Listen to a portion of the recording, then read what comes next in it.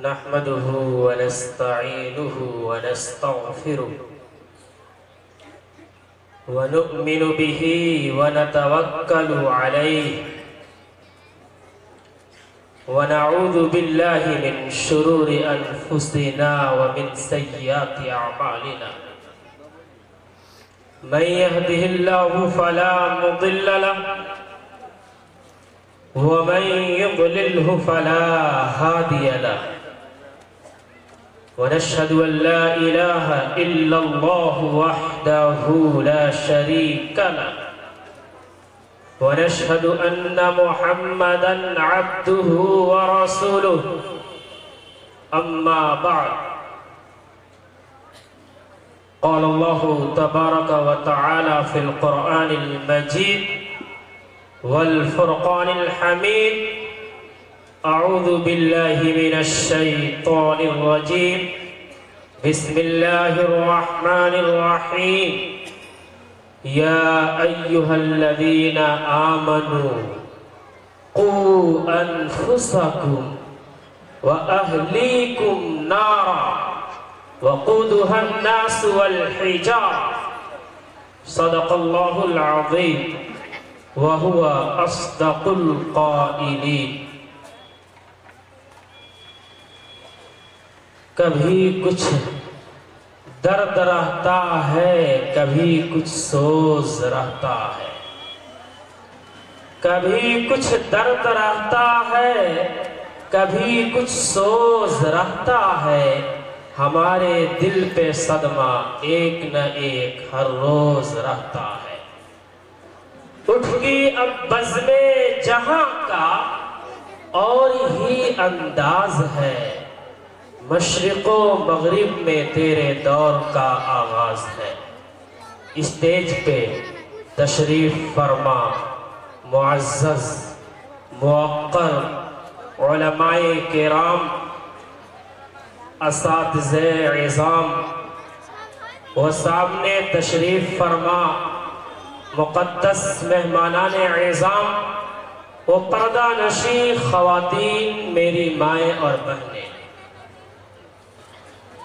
قبل اس کے کہ میں آپ حضرات کے سامنے کچھ لب کشائی کی جسارت کروں میں دل کی گہرائی و گیرائی سے اس ادارے کی کمیٹی کے جو ممبران ہیں ذمہ داران ہیں ان کو دعائیں دیتا ہوں ان کا شکریہ ادا کرتا ہوں کہ انہوں نے استاد محترم حضرت قاری اخلاق احمد صاحب دامت برکاتہ العالیہ کی مکمل اعانت کی اور اس پروگرام کو سجایا بسایا اور ہمیں یہ خوبصورت موقع فراہم کیا ساتھ ہی ساتھ آنے والے تمام مہمانوں کو میں خوش آمدید کہتا ہوں آپ کا شکریہ ادا کرتا ہوں بالخصوص میرے مہمان جو یو پی کی سرزمین سسواں بازار اور اس کے اطراف و اکناف سے تقریباً 50 کی تعداد میں اتنی لمبی مسافت طے کر کے آئے ہیں میرے پاس وہ الفاظ نہیں ہے کہ میں ان کا شکریہ ادا کروں لیکن اتنا ضرور کہوں گا کہ یہ دوستی یہ معیت یہ سفر دین کی بنیاد پہ ہے انشاءاللہ جیسے آج ہم یہاں ساتھ میں ہیں کل حشر کے میدان میں یعنی جنت میں بھی ہم ساتھ ہوں گے اللہ قبول فرمائے بلکہ اس میں بعض مخلصین کا نام لے کے اگر شکریہ ادا کروں تو یہ زیادہ درست ہے کہ محترم جناب طیب صاحب ہیں جناب حافظ الحاج طالب صاحب جناب اسجد صاحب اور انس صاحب اور ہم سب کے مخلص ایک ہیں حافظ نابینا سمیع الدین صاحب جو نابینا ہونے کے باوجود استاد محترم کی حقیر سی دعوت کو شرف قبولیت بخشا اور یہاں آنے کی زحمت اٹھائی. اسی طرح سے جناب اشرف صاحب اور میں جن لوگوں کا نام نہیں لے رہا ہوں وہ تمام مہمان بالخصوص یو پی سے یا ہمارے نرکٹیا گنج کے اطراف و اکناف سے آئے ہیں، میں ان کا شکریہ ادا کرتا ہوں. اللہ سے دعا کرتا ہوں کہ اللہ آپ کے آنے کو قبول فرمائے اور اس عظیم پروگرام کی برکت سے دنیا و آخرت میں ہمیں بھی آپ کو بھی کامیابی و کامرانی عطا فرمائے. مختصر سی گفتگو میں آپ حضرات کے سامنے کروں گا، اس لیے کہ دارالعلوم دیوبند کی مایناز شخصیت مولانا عرفان احمد صاحب قاسمی دامت برکاتہ العالیہ جو مبلغ دارالعلوم دیوبند ہے وہ تشریف فرما ہے. اس لیے میرا زیادہ دیر گفتگو کرنا کسی بھی اعتبار سے درست نہیں بلکہ اساتذہ کا حکم ہے، اس لیے میں حاضر خدمت ہوں. اللہ رب العزت نے اس کائنات کے اندر بے شمار مخلوقات پیدا کیے ہیں، لیکن ان تمام مخلوقات میں سب سے اشرف، سب سے اعلیٰ و ارفع مخلوق اللہ نے بنائی ہے تو وہ کوئی اور نہیں ہے بلکہ یہ انسان ہے، یعنی ہم اور آپ ہیں. اور اللہ تعالیٰ نے اس چیز کو بڑی پختگی کے ساتھ قرآن مقدس میں بیان کیا ہے. اللہ فرماتا ہے وَالتِّينِ وَالزَّيْتُونِ وَطُورِ سِينِينَ وَهَذَا الْبَلَدِ الْأَمِينِ لَقَدْ خَلَقْنَا الْإِنسَانَ فِي أَحْسَنِ تَقْوِيمٍ. کہ اللہ کہتا ہے قسم ہے انجیل کی، قسم ہے زیتون کی، قسم ہے طور سینا کی، اور قسم ہے اس پرامن شہر یعنی مکہ المکرمہ کی. یہ چار قسمیں کھاتا ہے. کون کھا رہا ہے؟ کوئی انسان کھا رہا ہے، کوئی ولی کھا رہا ہے، کوئی نبی کھا رہا ہے. ہرگز ایسا نہیں، بلکہ اس کائنات کے ذرے ذرے کا خالق مالک یہ چار قسمیں کھا کر کے ہمیں اور آپ کو مخاطب کرتا ہے اور کہتا ہے کہ اے انسانوں، میں تمہاری یقین کے لیے، تمہاری پختگی کے لیے یہ چار قسمیں کھا کر کے کہتا ہوں کہ لَقَدْ خَلَقْنَا الْإِنسَانَ فِي أَحْسَنِ تَقْوِيمٍ، کہ اس کائنات کی سب سے بہتر مخلوق اے انسان ہم نے تم کو بنایا. سب سے خوبصورت سانچے میں ہم نے تم کو ڈھالا ہے. اور جس طرح اللہ تعالیٰ نے ہمیں اعلیٰ بنایا ہے، اشرف بنایا ہے، اعظم بنایا ہے، ایسے ہی اللہ نے ہم انسانوں کو بے شمار نعمتوں سے نوازا بھی ہے. اتنی اور اس قدر نعمتیں عطا کی ہیں کہ ہم اور آپ اگر اسے شمار کرنا چاہیں تو لا تعد ولا تحصى شمار نہیں کر سکتے. میں اس مختصر وقت میں تمام نعمتوں کو یا بعض نعمتوں کو بیان کرنا نہیں چاہتا. میں صرف ایک نعمت کو اور اس کے حقوق کو بیان کرنا چاہتا ہوں، وہ ہے اولاد کی نعمت. کہ اولاد اللہ کی طرف سے عطا کردہ ایک عظیم تحفہ ہے، ایک انعام ہے، اور یہ اتنی بڑی نعمت ہے کہ ایک انسان اس نعمت کے حصول پر صبح سے شام تک، شام سے صبح تک اپنی پیشانی سجدے میں رکھ کے سوچے کہ ہم اللہ کا شکریہ ادا کر دیں تو بھی وہ اللہ کا شکر کما حق ادا نہیں کر سکتا. اس نعمت کی عظمت اگر ہم معلوم کرنا چاہتے ہیں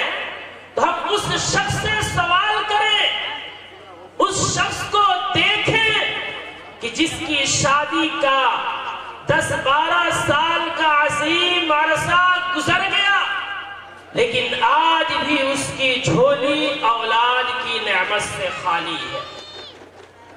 اس کو دیکھیں کہ اس اولاد کے لیے وہ انسان کس ہسپتال، کس ڈاکٹر، کس طبیب، کس حکیم، کس بابا کا چکر نہیں لگاتا ہے،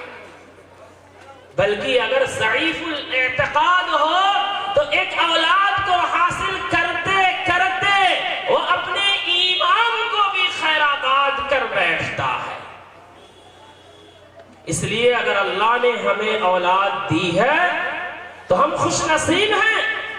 ہمیں اللہ کا شکر ادا کرنی چاہیے. ہمیں اللہ کے سامنے سر بسجود ہونا چاہیے کہ اللہ نے بن مانگے یا مانگنے پر ہمیں اولاد کی نعمت عظمی عطا کی ہے. یاد رکھیں یہ اولاد معمولی نعمت نہیں ہے، یہ اولاد ہماری وراثت نہیں ہے، یہ اولاد ہماری پراپرٹیز نہیں ہے، یہ اولاد ہمارے باپ دادا کے وراثت میں ملے ہوئے ترکہ نہیں ہے کہ ہم جس طرح چاہیں انہیں استعمال کریں، جیسی تعلیم چاہیں انہیں دیں، جیسی تربیت چاہیں انہیں کریں، کوئی پوچھنے والا نہیں ہے. یاد رکھیں یہ ایک بڑی بھول ہے جو ہم سے سرزد ہو رہی ہے. یہ اولاد دراصل اللہ کی طرف سے عطا کردہ ایک امانت ہے،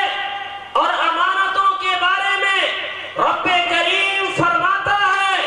ان اللہ یأمرکم ان تؤدوا الامانات الی اہلیہا، کہ اللہ تم کو حکم دیتا ہے کہ امانتوں کو اہل امانت کے حوالے کرو. اور اس امانت کے اہل امانت یعنی اللہ کے حوالے کرنے کا مطلب یہ ہے کہ ایک پیرنٹس کی ذمہ داری ہے، ماں باپ کی ذمہ داری ہے کہ اپنی اولاد کی ایسی تعلیم، ایسی تربیت، ایسی پرورش، ایسی پرداخت کرے جیسا کہ رب کریم اور نبی کریم صلی اللہ علیہ وسلم نے حکم دیا ہے. وہ تربیت کیسی ہوگی؟ اللہ نے قرآن مقدس میں فرمایا کہ یا ایھا الذین آمنوا قوا انفسکم واہلیکم نارا وقودها الناس والحجارہ، کہ اللہ کہتا ہے کہ اے ایمان والو تم اپنے آپ کو، اپنی آل و اولاد کو، اپنی نسلوں کو آگ سے بچاؤ جس آگ کا ایندھن پیٹرول نہیں ہے، ڈیزل نہیں ہے، کوئلہ نہیں ہے، لکڑیاں نہیں ہیں، بلکہ جس آگ کے ایندھن یہ نافرمان انسان ہوں گے، یہ اللہ کے باغی نسلیں ہوں گی، یہ ایمان کا سودا کرنے والی نئی نسل ہوں گی، ماں باپ ہوں گے جنہوں نے اپنی اولاد کا حق ادا نہیں کیا، اور وہ پتھریں ہوں گے جن کی پرستش اور پوجا کی جاتی ہے. آج سوچنے کی بات ہے، سمجھنے کی بات ہے کہ کیا ہم اپنی اولاد کو، اپنی نسلوں کو جہنم کی آگ سے بچانے کی کوشش کر رہے ہیں؟ یاد رکھیں جیسے نماز کا پڑھنا، روزے کا رکھنا، حج کی استطاعت پہ حج کا ادا کرنا، مال ہونے پہ زکوٰۃ کی ادائیگی کرنی، جیسے یہ چیزیں فرض ہے، ایسے ہی ماں باپ پر یہ بھی فرض ہے کہ وہ اپنی اولاد کی تعلیم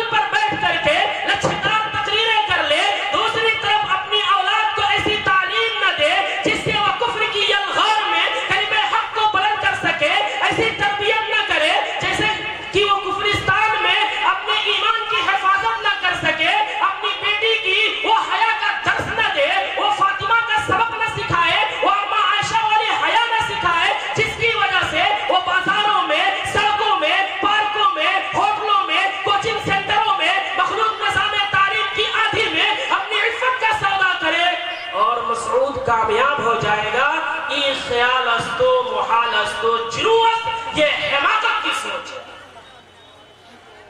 بخاری کی روایت ہے، اللہ کے رسول صلی اللہ علیہ وسلم نے فرمایا کلکم راعٍ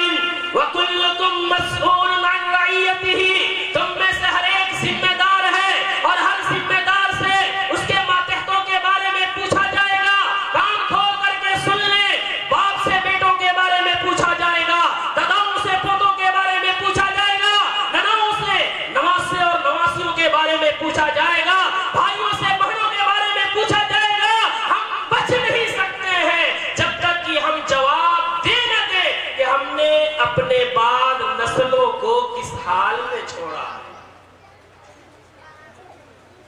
اس بات کو آپ سمجھ لیں، میں اس بات کی مخالفت نہیں کر رہا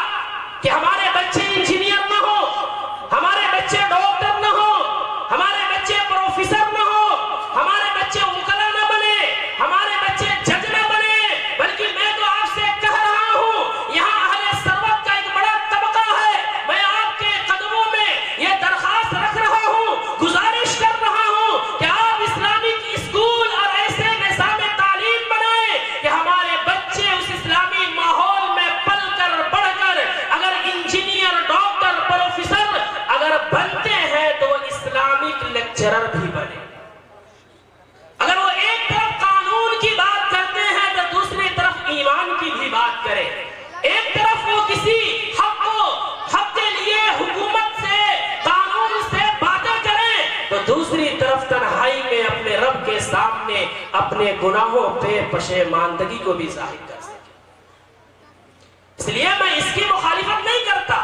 ہم دنیا کے اعلیٰ عہدوں پہ اپنی اولاد کو لے جائیں، یہ وقت کی ضرورت ہے، لیکن اس کے ساتھ ہم انہیں ایمان بھی سکھائیں،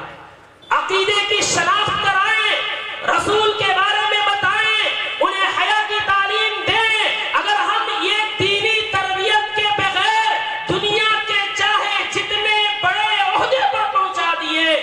اگر ہم نے دینی تربیت نہیں کی تو کان کھول کر سن لیں، گستاخی معاف فرمائیں گے کہ ہم ایسے ماں باپ ہوں گے جنہوں نے اپنی اولادوں کے حق میں خیانت کا کام کیا ہے، اپنی اولاد کی زندگیوں سے کھیلا ہے۔ آج امت مسلمہ کے سامنے سب سے بڑا چیلنج اگر کوئی ہے تو نئی نسلوں کے ارتداد کا مسئلہ ہے۔ اتنی تیزی سے ہماری بچے اور بچیاں کفر کے دہانے پہ جا رہی ہیں، اپنے ایمان کو خیر آباد کہہ رہی ہیں۔ آج electronic media, print media, social media کا دور ہے، ہمارے سامنے خبریں آتی ہیں، میں بڑی تفصیل سے نہیں کہہ سکتا، لیکن ایسی خبریں ہمارے بچے اور بچیوں کی آتی ہیں، وہ بچے کسی عام انسانوں کے نہیں ہوتے، بعض بچے کسی حاجی صاحب کے ہوتے ہیں، کسی نمازی صاحب کے ہوتے ہیں، کسی مولوی صاحب کے ہوتے ہیں، لیکن جب ان کی دینی تربیت نہیں کریں گے تو تسلیمہ ناصرین بھی ایک مولوی کی بچی تھی۔ اس لیے خدا کے واسطے ہوش کا ناخن لیں، یہ سوچ لیں کہ آپ اگر ان کے دنیا کی فکر کر رہے ہیں کہ ہمارے مرنے کے بعد ہماری نسلیں کیا کھائیں گی، کیسے رہیں گی، تو اس سے بڑی ذمہ داری یہ ہے کہ اس بات کی فکر کریں کہ ہمارے مرنے کے بعد ہمارے نسلوں میں ایمان باقی رہے گا بھی یا نہیں۔ ساری چیزوں کی فکر ہے لیکن اپنے نسلوں کے ایمان کی فکر نہیں ہے۔ میرے قابل احترام بزرگوں، میں آخری بات اب کرنے جا رہا ہوں، ذرا دیکھیں حضرت یعقوب علیہ السلام کا جو واقعہ قرآن کریم نے نقل کیا ہے، میں وہ سنا کے بعد ختم کرنے جا رہا ہوں کہ دیکھیں اپنی نسلوں کے ایمان کی فکر کیسے کی جاتی ہے، یہ سوچنا پڑے گا، ورنہ جو صورتحال بالخصوص ہمارے ملک میں جو نظر آ رہا ہے، اگر ہم ہوش کا ناخن نہیں لیے تو آنے والے چند سالوں کے بعد مسلمان کے گھرانوں سے ایمان ختم ہوتا نظر آ رہا ہے۔ دو کام نہیں کیے، اگر ہم اسکول کے نظام کو ایسا نہ بنائے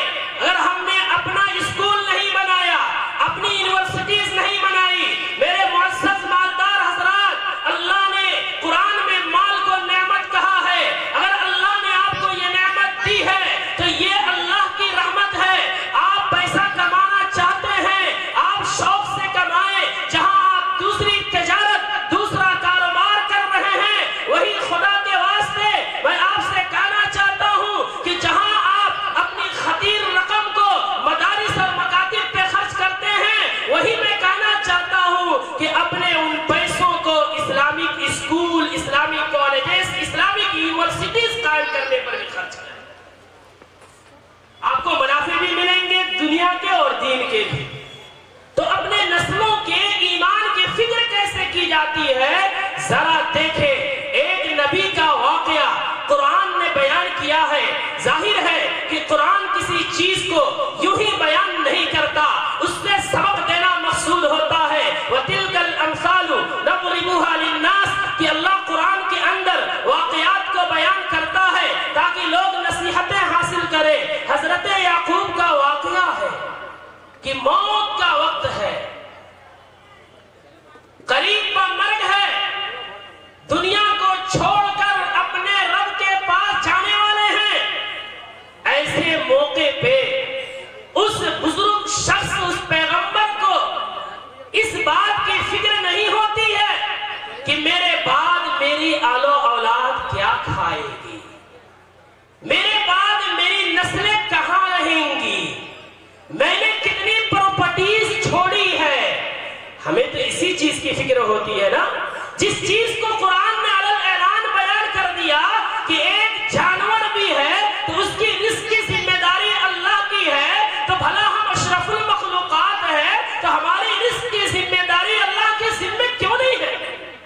تو جس کی ذمہ داری اللہ نے لی ہے اس کی فکر تو ہم کرتے ہیں، لیکن جو چیز اللہ نے ہمارے ذمہ کیا ہے کہ نسلوں کے ایمان کی حفاظت کرنا، اس کی فکر ہائے مسلمان ہم سے نہیں ہوتی ہے. حضرت یعقوب علیہ السلام کی موت کا وقت قریب ہے. قرآن کہتا ہے ام کنتم شہداء اذ حضر یعقوب الموت اذ قال لبنیہ ما تعبدون من بعدی قالوا نعبد الہک و الہ آبائک ابراہیم و اسماعیل و اسحاق الہ واحدا ونحن له مسلمون. ذرا غور سے سنے اور یہاں سے عزم کر کے جائے کہ اپنے بچوں کو دنیا کی اعلیٰ ڈگریاں دیں گے، یقیناً دیں گے، لیکن اس سے پہلے ان کا رخ مدارس کی طرف کرائیں گے، مکاتی کی طرف کرائیں گے، دنیا سینٹروں کی طرف کرائیں گے، تاکہ ہمارے بچے اپنے ایمان کا سودا کرنے والے بننے کے بجائے اپنے دین کا، ایمان کا، ملک و ملت کا محافظ بن کر کھڑا ہو جائے. میرے دوستو، حضرت یعقوب علیہ السلام کی موت کا وقت قریب ہے. اپنے تمام بیٹوں کو اکٹھا کرتے ہیں، باوجود اس کے کہ حضرت یعقوب پیغمبر ہے، ان کے باپ اسحاق بھی پیغمبر ہے، ان کے بیٹے یوسف بھی پیغمبر ہے. ذرا ہوش کا ناخن لیجئے، اپنے دماغ کے دریچوں کو کھولیے، اپنے سینے کے اندر کشادگی پیدا کر کے اس سبق کو لے کر کے اس عظیم الشان اجلاس سے جائیے کہ حضرت یعقوب کا گھرانہ نبیوں کا گھرانہ ہے، پیغمبر کا گھرانہ ہے، ہمارا اور آپ کا گھرانہ نہیں ہے. جہاں نسلیں بے لگام ہو رہی ہو، جہاں اولادیں بے لگام ہو رہی ہو، جہاں تربیت کا نام و نشان نہ ہو، جدید ذہنیت کے نام پہ سب کچھ کو روا سمجھا جا رہا ہو، ایک پیغمبر کا گھرانہ ہے، نبی کا گھرانہ ہے. ان تمام کے باوجود یقیناً یعقوب کی تربیت اپنی اولاد کی کمزور نہیں ہوگی، ان کی نصیحتیں کمزور نہیں ہوگی، لیکن ایک باپ کی ذمہ داری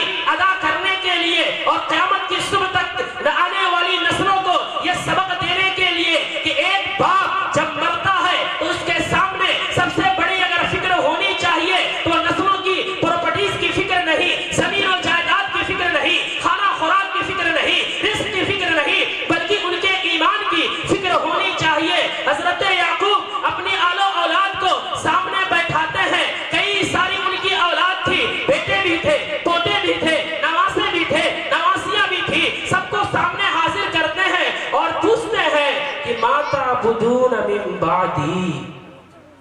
کہ میری اولاد تم بتاؤ تو صحیح کہ میرے بعد تم کس کی عبادت کرو گے؟ کہیں ایسا تو نہیں کہ میرے بعد تم ایمان کو چھوڑ بیٹھو گے؟ ایسا تو نہیں کہ میرے بعد دنیا کی زیب و زینت اور رعنائیوں کا ایسا فریفتہ اور دیوانہ ہو گئے کہ بھول جاؤ گے کہ کسی ایک مالک حقیقی نے تم کو پیدا کیا ہے؟ مجھے بتاؤ، مجھے یقین دلاؤ کہ میرے بعد تم کس کی پرستش کرو گے، کس کی پوجا کرو گے؟ اولاد بھی تو پیغمبر کی اولاد تھی، اولاد بھی تو نبیوں کے گھرانے کی اولاد تھی. جواب دیتے ہیں، کہتے ہیں کہ اے میرے والد، آپ نے ہماری تعلیم دی ہے، آپ نے ہماری تربیت کی ہے، آپ نے اپنی اولاد کا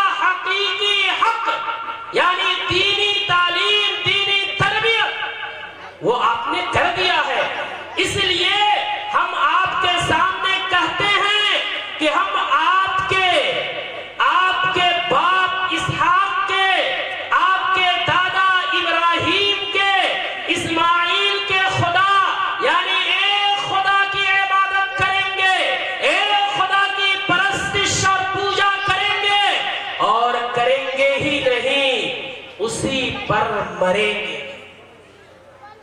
اتنا سننا تھا کہ یعقوب علیہ السلام کے دل کو ایک ٹھنڈک پہنچتی ہے اور پھر اس کے بعد جہاں جہاں آفری کے حوالے کر دیتے ہیں۔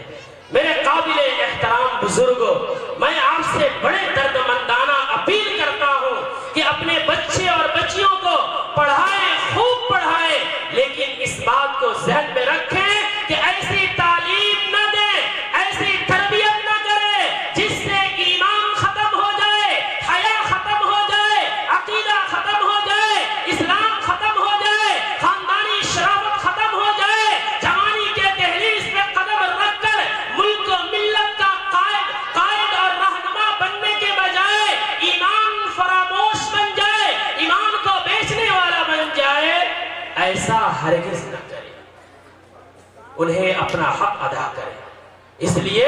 میں نہیں چاہتا کہ آپ مدارس میں ہی لا کے ڈال دیں، جو ترتیب بنے آپ بنائیں، لیکن ان کی تعلیم اور تربیت اس لحاظ سے کر دیں کہ آپ کے مرنے کے بعد یاد رکھیں، ایک انسان جب مرتا ہے اس کی نیکیوں کا سارا سلسلہ منقطع ہو جاتا ہے، لیکن تین ایسے کام ہیں جو کبھی ختم نہیں ہوتے ہیں، مرنے کے بعد بھی اس کا اجر اسے ملتا رہتا ہے۔ ان تین چیزوں میں سے ایک ہے ولد صالح یدعو لہ، کہ باپ نے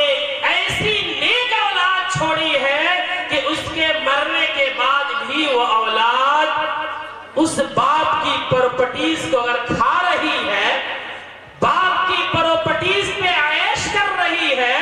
موج کر رہی ہے، تو اس بات کو اولاد نہیں بھول رہی ہے کہ میرا باپ، میری ماں، میرے دادا، میرے نانا نانی جو یہ زمین جائیداد پراپرٹی چھوڑ کر گئے ہیں، ان کا کوئی حق باقی ہے کہ انہیں بھی اپنی دعاؤں میں، نمازوں میں، صدقہ جاریہ میں انہیں یاد کیا جائے، یہ حق وہ نہیں بھولتے۔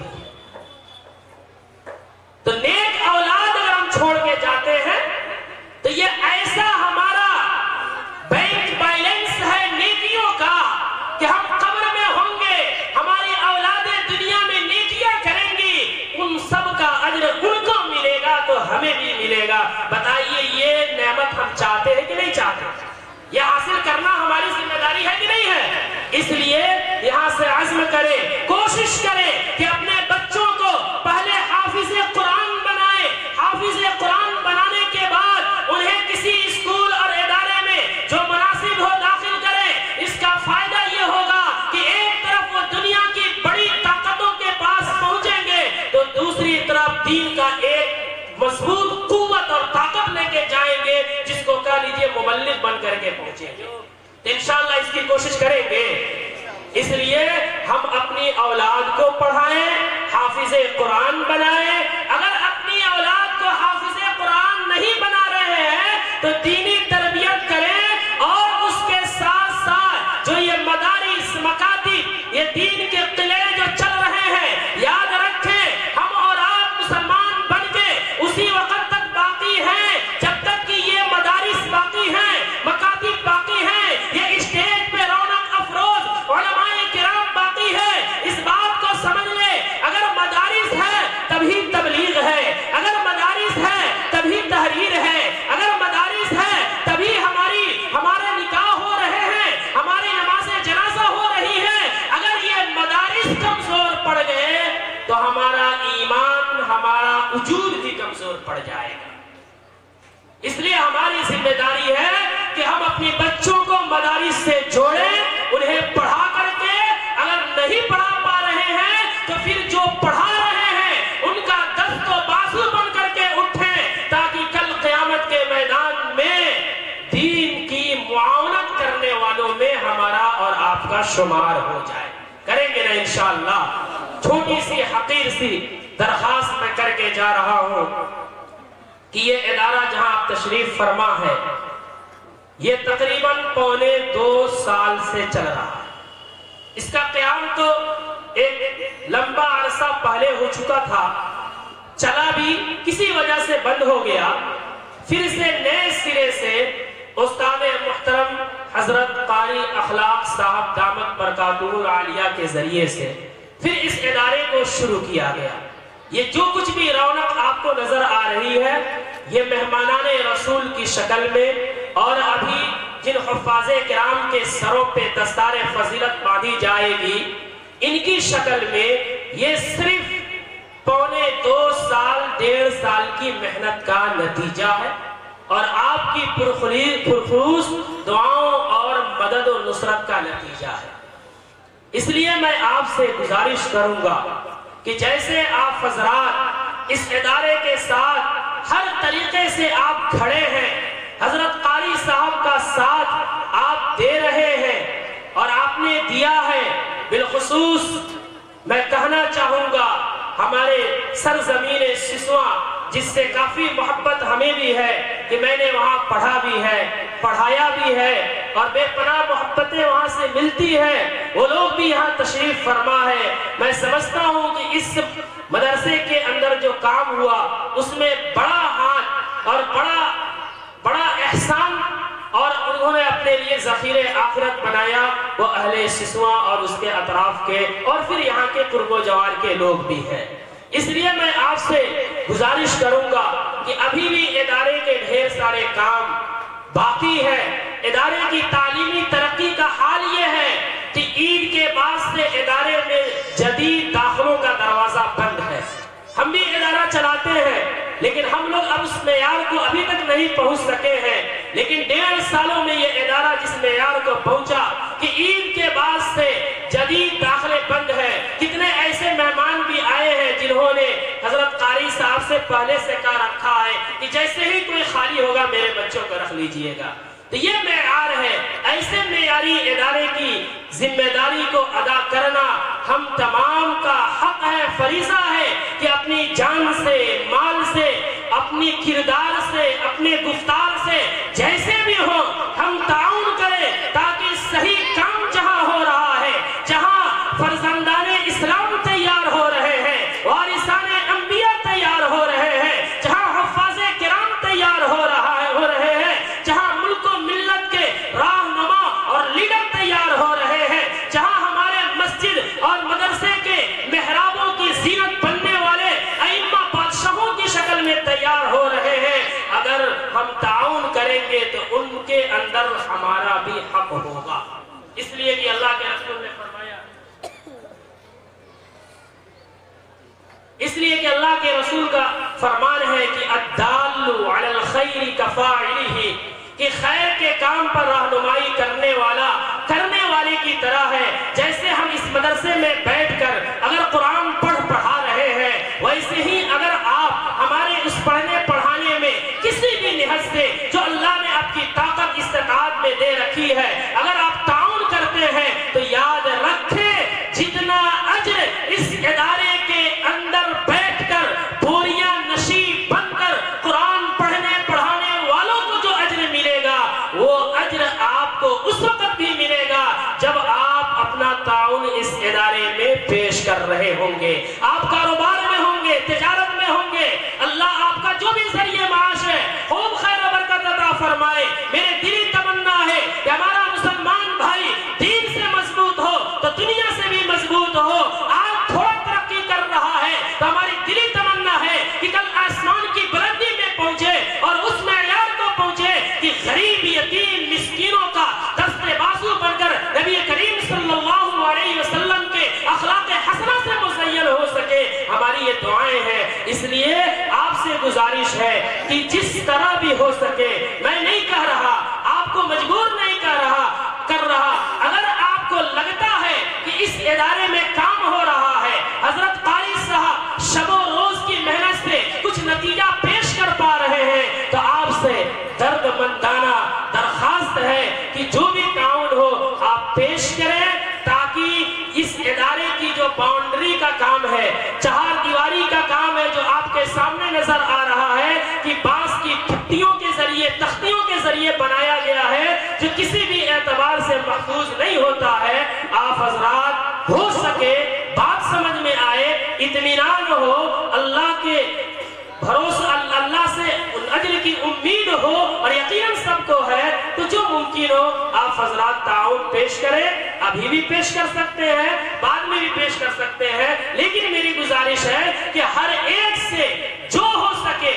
अपनी इस्तिताअत ताकत के बकदर नकद की शक्ल में हो तो भी पेश करें, और अगर उधार की शक्ल में हो तो अपना नाम फरिश्तों की लिस्ट में अहले दीन की इयानत करने वालों में शुमार कराए। यकीनन अल्लाह यहाँ भी उसका बेहतर अजर देगा, आखिरत में भी उसका अजर देगा। अल्लाह हमें और आपको कहने सुनने से ज्यादा अमल की तौफीक अता फरमाए। व आखिर दावाना अल्हम्दुलिल्लाह।